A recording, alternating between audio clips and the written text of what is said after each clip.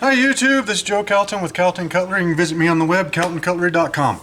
So today we are going to continue the Diamond Stone introduction slash unboxing, the mini series, which is part of the the whole series on checking out new diamond stones. Well, new to me anyways. I'm looking for a replacement for my beloved DMT 325. Let's see, we've already got 10 videos into this series, and the last one I'm pretty sure was the Atoma 400. And I thought that was going to be the end of all the stones that I was going to go over on this series.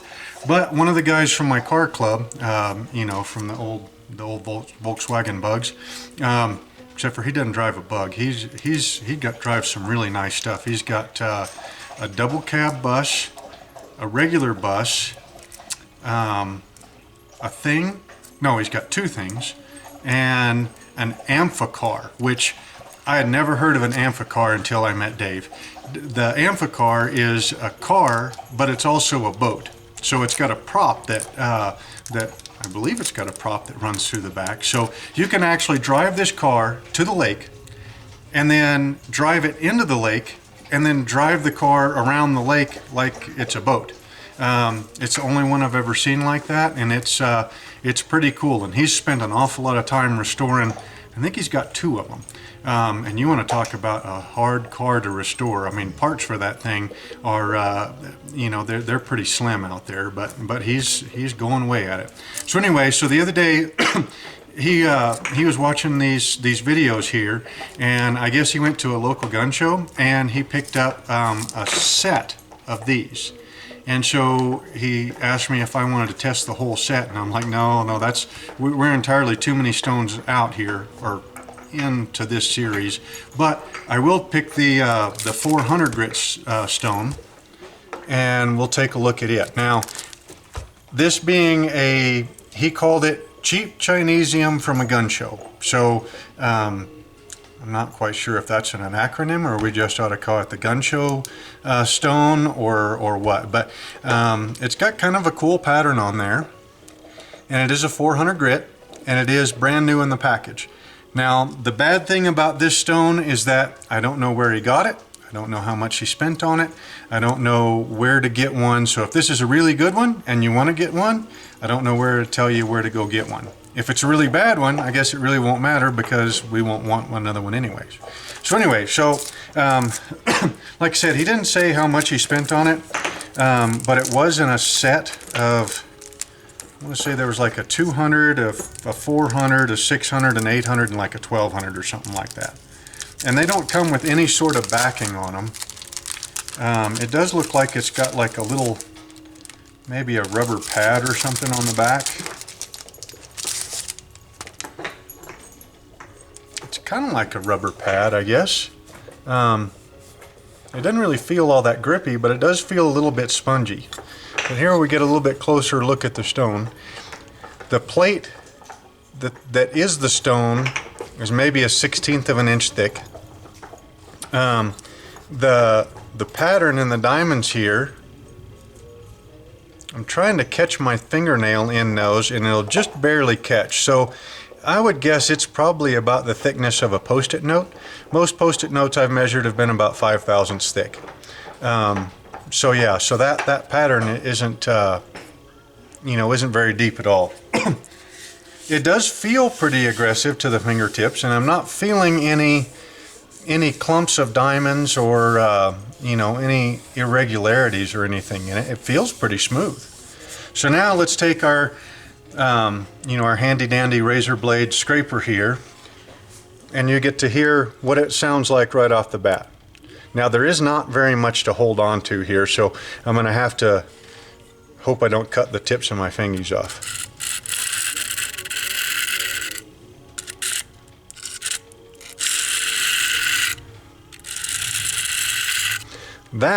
There was some catching there. I think the corner of my razor blade there got into one of these dips.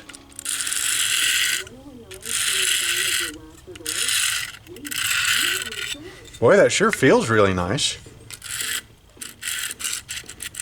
Yeah, that same thing happened again there with the corner of the razor blade into the little line.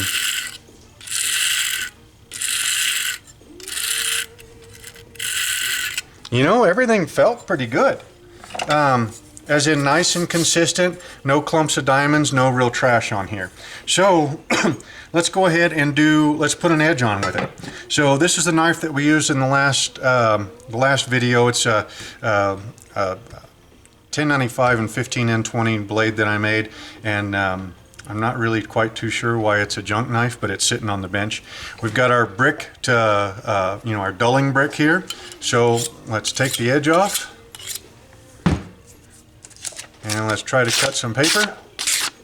Nope, it's, well, kind of tearing it a little bit.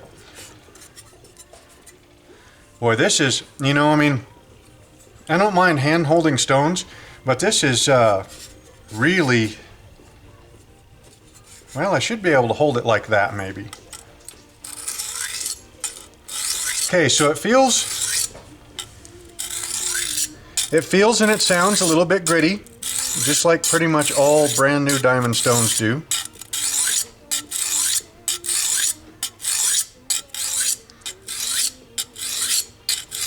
Stone like this would be a heck of a backpacking or a hunting type stone, you know, just to throw in your backpack, because it doesn't weigh anything.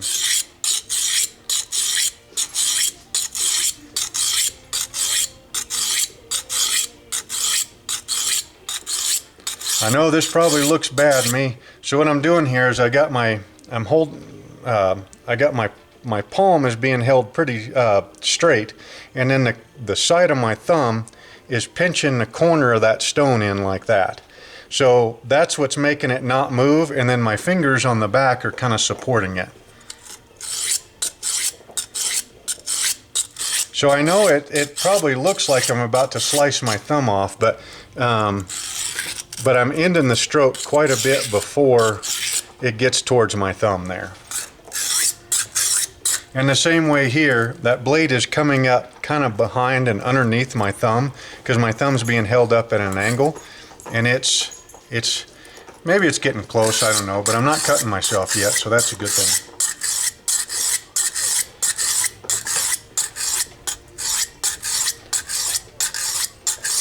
Now you hear that sound change? That sound change means that I've got rid of all the trash on that side, and I'm getting, I mean, the trash, I mean by the, damaged steel from being run on the brick. So I should be getting pretty close to a burr here. I mean, I'm not seeing any light, and I'm feeling a little bit of a burr from here up, but nothing down in here.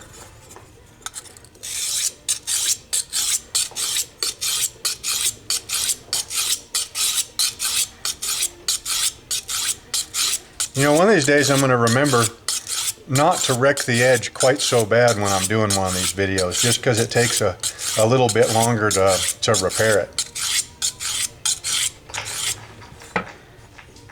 But I don't want you to think that, there was any shred of the old edge left.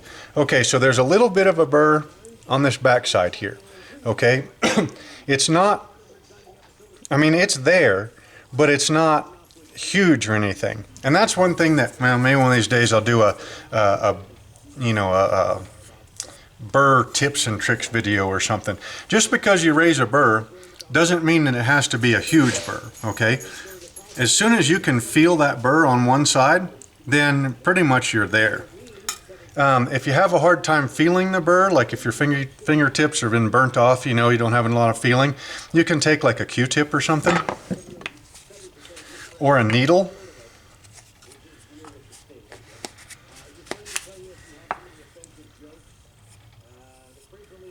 Okay, so that burr's on this side here, and I feel it really big on the point. And you can take that Q-tip, and a lot of times that burr will catch the fibers on the Q-tip. Another way to do it is take a needle or a nail here, and you can feel that burr with that point of that needle there. See how the nail is going across, hits the burr, and it kind of stops for a second before I continue pushing it over. So let's bring up the burr on the other side.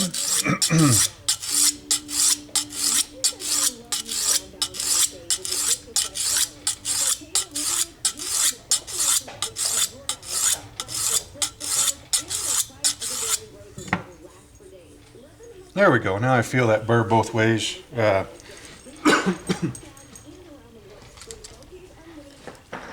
Check, make sure I'm not seeing any light reflecting or anything, which you won't be able to see it, I doubt it, but you can look anyways. So now let's work on really refining that burr, lightening up our pressure.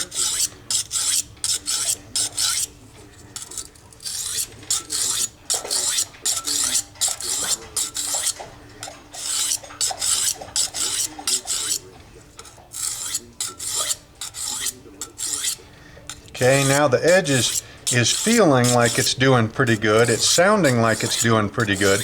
You can feel a lot of vibration through this light stone. And it's not the same kind of vibration that you felt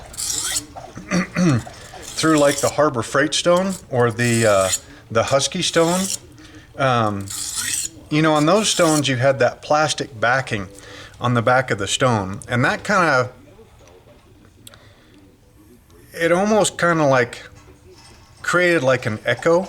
So the vibration that you felt on the stone almost like echoed through that plastic, you know, backing.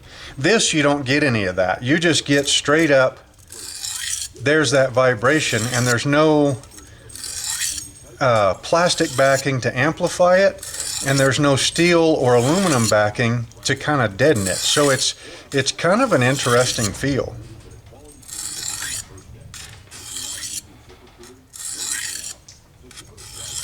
Okay, so that feels pretty good, sounds pretty good. So now let's take the stone and we'll just kind of wipe it on my shirt, my work shirt here, just to kind of get rid of any steel particles or stuff. And now let's go ahead and shear the burr off. So if that's flat, that was my sharpening angle.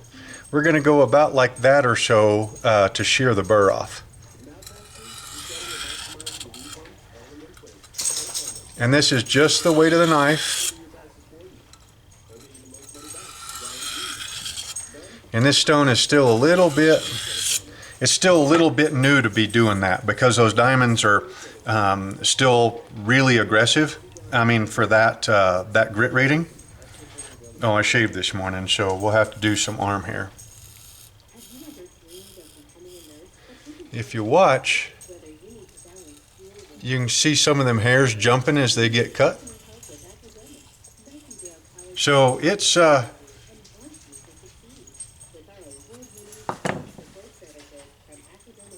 it's taken plenty of hair.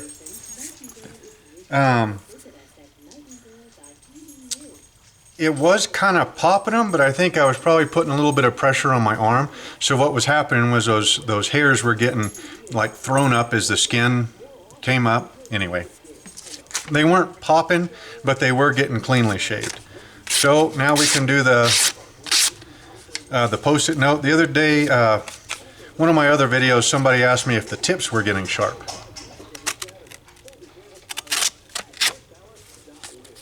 They're getting sharp enough. I mean,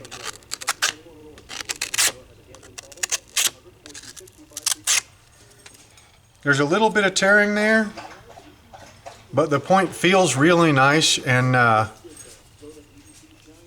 fingerprint test. If your point will pick up your fingerprints, then it's usually sharp enough to do what you need it to do. Okay, so this is, you know, it's not a bad little stone. That strange feedback from it being so thin, and not having any kind of backing, would take a little bit of getting used to. But something like that, I mean, that's a really nice size stone. That's probably a 2.5 by a 7, somewhere around there.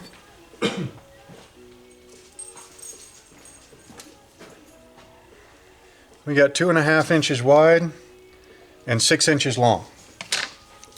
So man, you could, I mean, as long as this stone lasts fairly well, you know, if you threw that into a backpack, I mean, it probably weighs, I don't know, 2 or 3 ounces, something like that. You could do a lot of work on a stone like that. You know, because typically, you know, in a backpack or a hunting pack, you know, you're not really, well, I hope you're not you know, completely restoring edges, you know. You're just doing touch-ups, and something like that would be fairly nice for touch-ups like that. Or if you could cut it, you know, cut it in half, make a 3-inch stone, or even you know, cut it this way and then cut it this way to make 4 little pocket stones. That would be a cool jobber there. I bet you could do that with an abrasive cutoff wheel on a angle grinder, or a you know, an abrasive chop saw, something like that. I mean, I won't do this because this is Dave Stone. He's going to need it back when I get done with it. But you know, I mean, for what did he call it? Cheap Chinesium, whatever it was. It's really not a bad little stone at all. So so yeah, so that. Unless all of a sudden somebody starts mailing me stones, that's going to be the last of the stones that we're going to go over on this series. I mean, I know there are more stones out there, but I mean, we're already looking at, so this is 11 in the series, and then the first 2 videos were just kind of, you know, setting up the series. So that's what, 9 stones, and we've still got to fire up the microscope. And we're going to look at all these stones underneath the microscope. I'm probably going to start that today. We're going to look at the stones underneath the microscope, you know, just actually look at the stones. Then we're going to take a knife and, you know, put an edge on it with that stone. And then we're going to look at the scratch pattern of that edge underneath the microscope. And then we're also going to check to see how flat they are. I don't have like a you know, a really nice granite surface plate, but I've got a granite tile that I use for, you know, putting sandpaper on and then flattening out, you know, pocket knife parts and stuff like that. And my parts get fairly flat, which means that tile's got to be fairly flat. So we'll check and see how flat they all are. And then once we get through with that, then we'll go all the way back through, and we'll take a knife, put a fresh edge of whichever stone, and then we'll cut some manila rope, which is one of my favorites for edge retention testing. Probably cut some poly rope because that stuff is really, really tough to cut. And then I don't know, maybe cut some paper or some leather or whatever. and then that'll be pretty much the end of it. So anyway, so Dave, if you're watching this, thanks for letting me borrow this stone. Here's the first video on it. There'll be 2 more videos on it as we work through the rest of the series. So again, this is Joe Calton with Calton Cutlery. You can visit me on the web, caltoncutlery.com. Hope you enjoyed the video, and we will see you next time.